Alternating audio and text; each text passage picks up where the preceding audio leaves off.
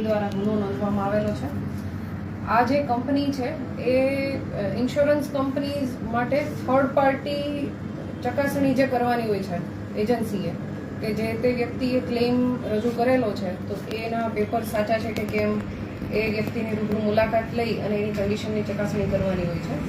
આ ફિનિક્સના જે એમડી છે રશ્મિકાંત પટેલ, એમના ધ્યાન પર આવે કે એમની પાસે ક્લેમ આઈસીઆઈસીઆઈ લોમ્બાર્ડ જનરલ ઇન્સ્યોરન્સમાં એક ક્લેમ મયુર છુંછાર નામના વ્યક્તિએ એક ક્લેમ રજૂ કરેલો હતો, જેમાં તેને પેરાલિસિસનો અટેક આવેલો એ પ્રકારના સારવારના કાગળો અને હોસ્પિટલની ફાઇલ રજૂ કરવામાં આવેલી હતી.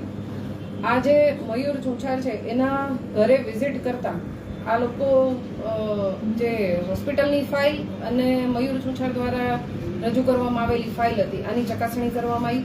આ બંને ફાઇલમાં જે સારવારના કાગળો હતા એ અલગ પ્રકારના હતા, એટલે એ શંકા ઉપજાવે એવા હતા. સાથે મયુર છુંછારની ઘરે વિઝિટ કરવા ગયા ત્યારે એમના ઘરે ડૉક્ટર અંકિત કાથરાણી કે જે ફિઝિયોથેરાપિસ્ટ છે એ આજે મયુર છુંછાર છે એમને એક્સરસાઇઝ કરાવતા હતા અને એમણે બધું હેન્ડ રિટન લખીને આપેલું હતું કે આ વ્યક્તિને આટલી તકલીફ છે અને એના માટે એણે ક્લેમ રજૂ કરેલો છે અને સાચા ડોક્યુમેન્ટ રજૂ કરેલા છે. આ પ્રકારનું ડૉક્ટર અંકિત દ્વારા લખીને આપવામાં આવેલું હતું. અને મયુર છુંછારે જે ફાઇલ રજૂ કરેલી હતી એ સમર્પણ હોસ્પિટલની હતી. હવે આ મયુર છુંછારની હકીકત હતી એમાં એણે એક MRI ને એવું કરાવેલું હતું. આ MRIનો સમય અને હોસ્પિટલમાં જે એડમિટ થયો એના સમયમાં વિસંગતતા આવતી હોય, જે રશ્મિકાંત પટેલ અને એમના સાથેના કર્મચારીને શંકા જતા એમણે એમના ઘરની બહાર ખાનગી કપડામાં બેસી અને એના ઘરની બહાર થોડી વાર ચેક કર્યું કે આ વ્યક્તિની હલચલ શું છે. તો થોડી વાર પછી આ મયુર છુંછાર છે એ પોતાની જ બાઇક લઈ અને નીકળી અને એક જગ્યાએ ચાની કીટલીએ જઈ અને ચા બનાવવા લાગે. આના વિડીયોગ્રાફી વગેરે છે એના દ્વારા કરવામાં આવેલી હતી.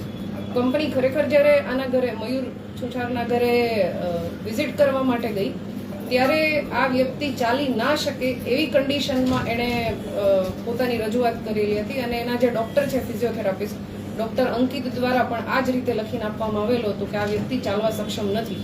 અને એની જ થોડીક કલાકમાં આ આરોપી છે મયુર એ પોતાનો બાઇક લઈ અને ચા બનાવવા માટે ગયેલ એવું ધ્યાનમાં આવેલ કંપનીને, જેથી કંપનીએ સમર્પણ હોસ્પિટલ ખાતે પણ તપાસ કરી અને એમાં જે સમર્પણ હોસ્પિટલ તરફથી એને જે ફાઇલ આપવામાં આવેલી હતી એ અને મયુર દ્વારા જે રજૂ કરવામાં આવેલી હતી ફાઇલ છે આ વિસંગતતા જણાઈ.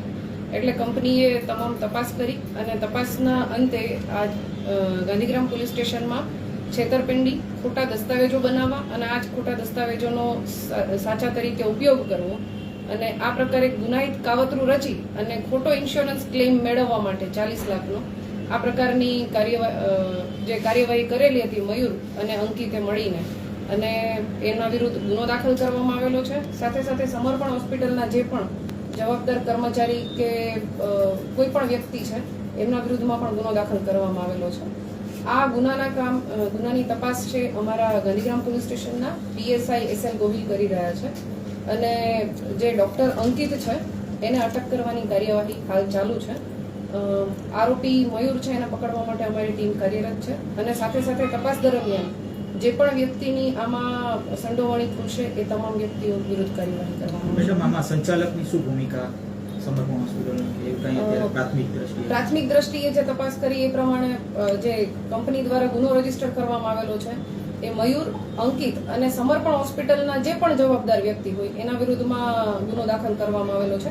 હવે તપાસ કરવામાં આવશે એમાં સમર્પણ હોસ્પિટલના સંચાલક કે એમાં કામ કરતા કોઈ પણ વ્યક્તિ, એના મેનેજર, જેની પણ ભૂમિકા આમાં આવશે એ તમામ વિરુદ્ધ કાર્યવાહી કરવામાં આવશે. ખોટો ક્લેમ કરવા પાછળનું કારણ શું? પ્રાથમિક દ્રષ્ટિએ જે જણાવ્યું છે એ પ્રમાણે આ મયુર છે એની ઉપર દેવું હતું અને પૈસા મેળવવા માટે થઈ અને આ ખોટો ક્લેમ કરવામાં આવેલો છે. ભૂતકાળમાં આવું કોઈ કૃત્ય અંકિત કે અન્ય કોઈ દ્વારા આવું કરવામાં આવ્યું હોય?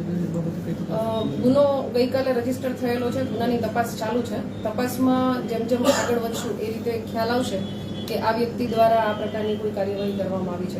સિવિલમાં MRI કઈ કરાયો?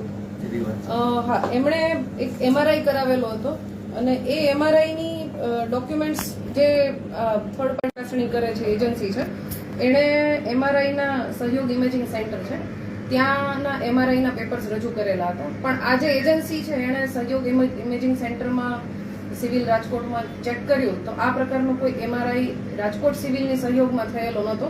મતલબ કે આ જે MRI ના પેપર્સ છે